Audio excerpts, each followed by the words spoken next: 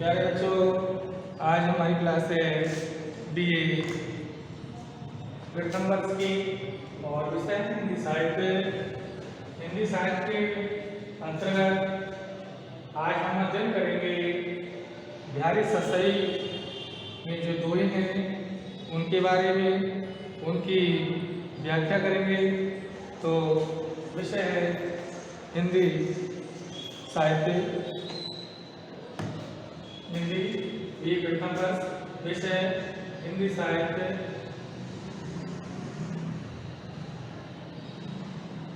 हिंदी साहित्य और उप विषय है,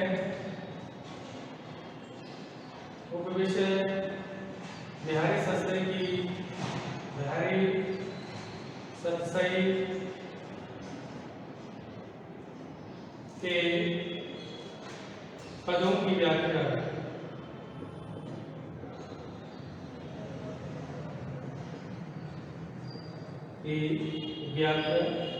तो सबसे पहले जो बिहारी लाल हैं उनका जन्म 1595 ईस्वी में बसुआ गोविंदपुर ग्वालियर में हुआ था। बिहारी लाल के पिताजी का नाम केशव दास था। बिहारी लाल राजा जयसिंह के दरबारी कवि थे। बिहारी लाल की केवल एक ही रचना उपलब्ध होती है, बिहारी सतसई, जिसमें केवल 713 दोहे हैं। किसी किसी पुस्तक में ये दोहों की संख्या अलग अलग है। किसी पुस्तक में आपको मिलेगी 713, किसी में 719, किसी में 723।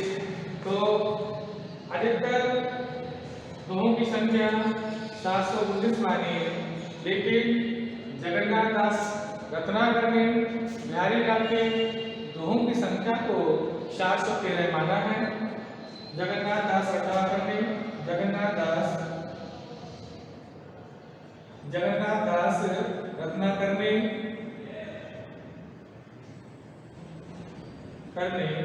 बिहारी के दोहों की संख्या को,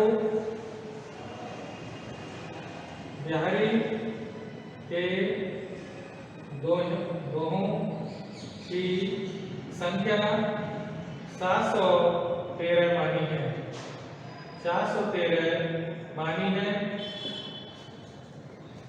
जगन्नाथ पेपर में आ रहा है कि जगन्नाथ दास रत्नाकर ने बिहारी लाल के दोहों की संख्या कितनी मानी है, तो दोहों की संख्या 713 मानी है जगन्नाथ दास रत्नाकर ने। बिहारी लाल की केवल एक रचना है, बिहारी सतसई इनकी रचना है। कहा जाता है कि ये राजा जयसिंह के दरबारी कवि रहे हैं। बिहारी राजा जयसिंह के दरबारी कवि थे। अब मैं एक व्याख्या बोट लेता हूँ, समझाऊंगा।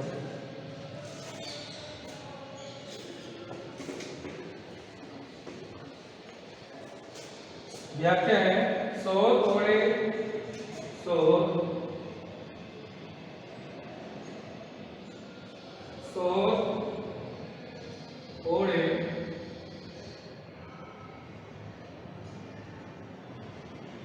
पीटू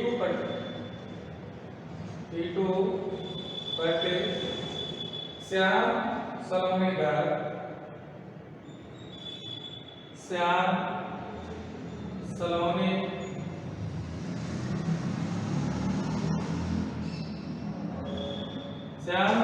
का मनो नीलमणि, मनो नीलमणि सैल पर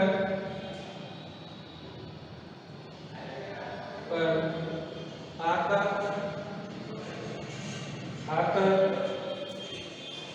पर्चियों के बाद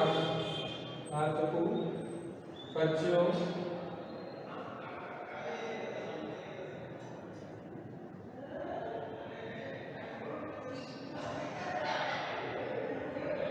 प्रभाव, ये आपकी व्याख्या है। तो इसका संदर्भ कैसे लिखेंगे? संदर्भ में बता देता हूँ। संदर्भ चंद्र में लिखेंगे प्रस्तुत पंक्तियां, प्रस्तुत पंक्तियां बिहारी लाल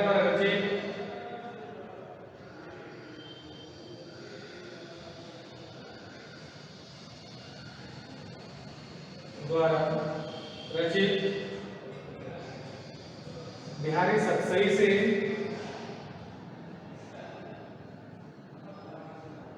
बिहारी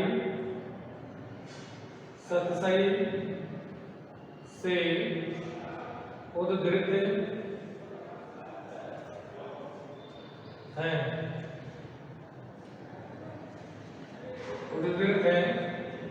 इसके बाद में संग्रह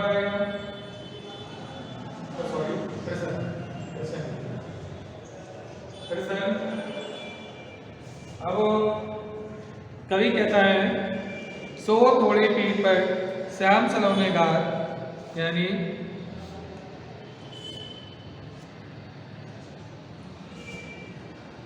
भगवान सो थोड़े श्री कृष्ण अपने सामले शरीर पर सो थोड़े पीठ पर श्याम सलोने गार, यानी श्री कृष्ण जी ने अपने शरीर पर पीले वस्त्रों का धारण कर लिया है और पीले वस्त्र पहनकर उतने सुशोभित हो रहे हैं कि जैसे मानो नीलमणि पर्वत के ऊपर, मानो नीलमणि पर्वत के ऊपर सैर पर प्रभातकालीन सूर्य की किरणें मंद मंद आलोक यानी प्रकाश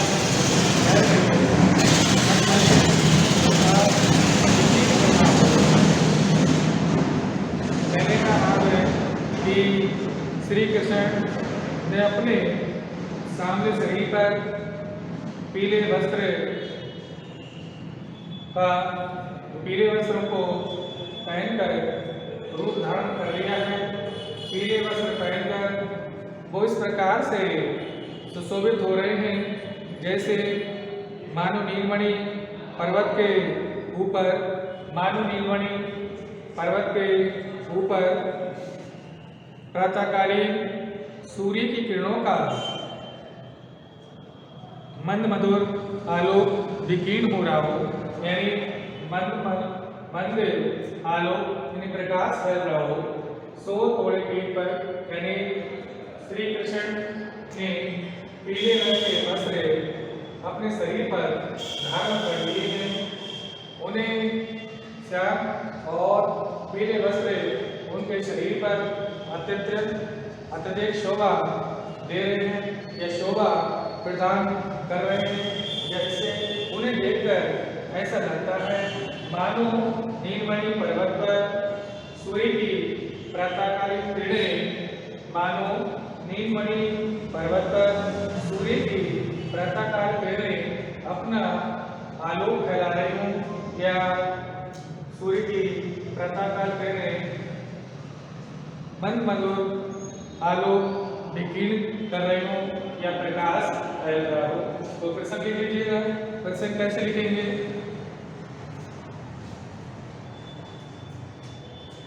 सूर्य यहाँ पर इस दोहे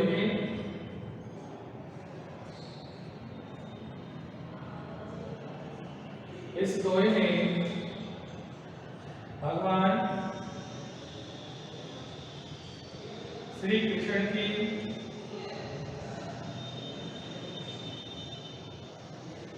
शोभा का वर्णन किया गया है।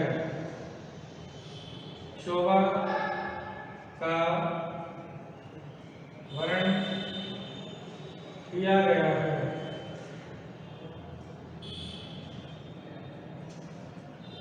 भगवान श्री कृष्ण की शोभा का वर्णन किया गया है।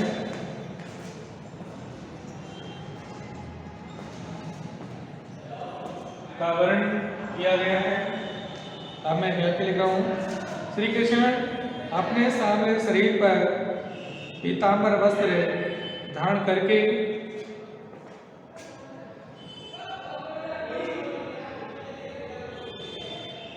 श्री कृष्ण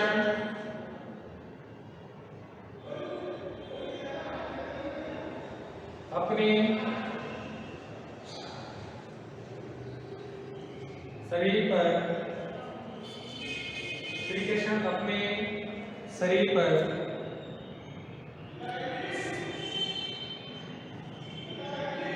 या सामने शरीर पर या सामने शरीर पर पीले वस्त्र धारण करके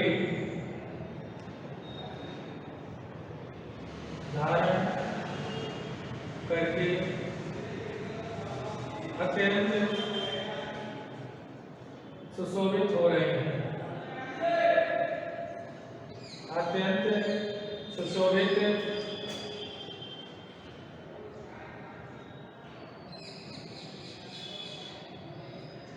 हो रहे हैं। उन्हें यानी श्री कृष्ण अपने शरीर या सामने शरीर पर पीले वस्त्र धारण करके अत्यंत सुशोभित हो रहे हैं। उन्हें देखकर ऐसा प्रतीत होता है, उन्हें देखकर ऐसा प्रतीत होता है, उन्हें देखकर ऐसा प्रतीत होता है जैसे मानो नीलमणि पर्वत पर, जैसे मानो नीलमणि पर्वत पर प्रातःकालीन सूर्य की किरणें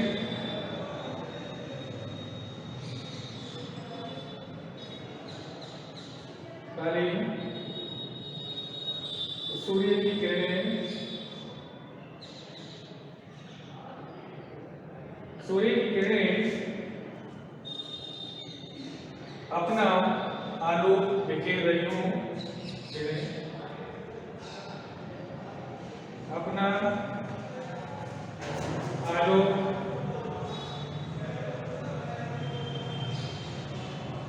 बिखेर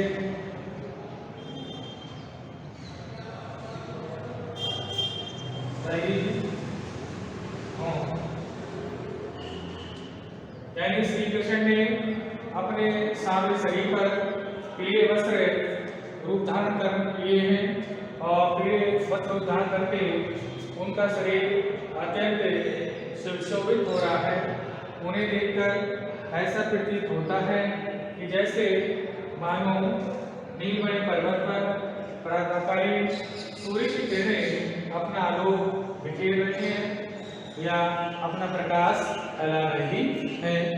इसके बाद में आएगा इसका साहित्यिक सौंदर्य। तो साहित्यिक सौंदर्य क्या होता है? साहित्यिक सौंदर्य, साहित्यिक सौंदर्य, साहित्यिक सौंदर्य में आता है कि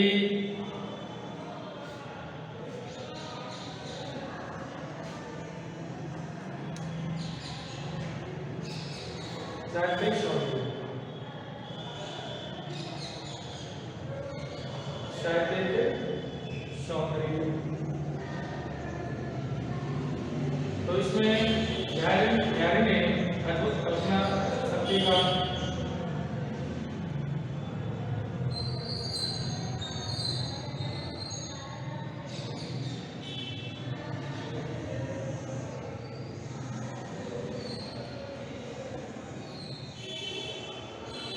बिहारी ने अद्भुत कल्पना शक्ति का समाहार किया है,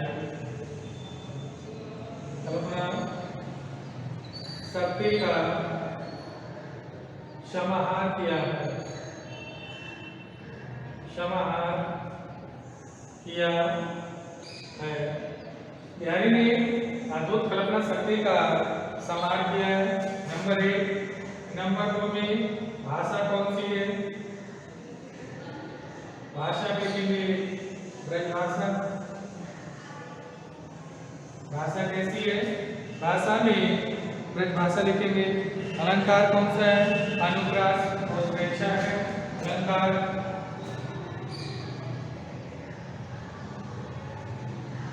अलंकार अलंकार लिखेंगे, अनुप्रास और उत्प्रेक्षा। एक अलंकार है इसमें, पेपर में है। इसमें कभी कभी पंक्तियां दे दी जाती हैं और पूछा जाता है कि इसमें अलंकार कौन सा है। तो इसमें जो अलंकार है आपका वो अनुप्रास है और उत्प्रेक्षा अलंकार है। रस कैसा है? रस में श्रृंगार है,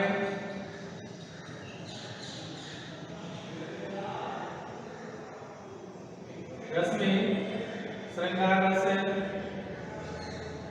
रस कैसा है? श्रृंगार है। और गुण में माधुर्य गुण है। गुण कैसा है?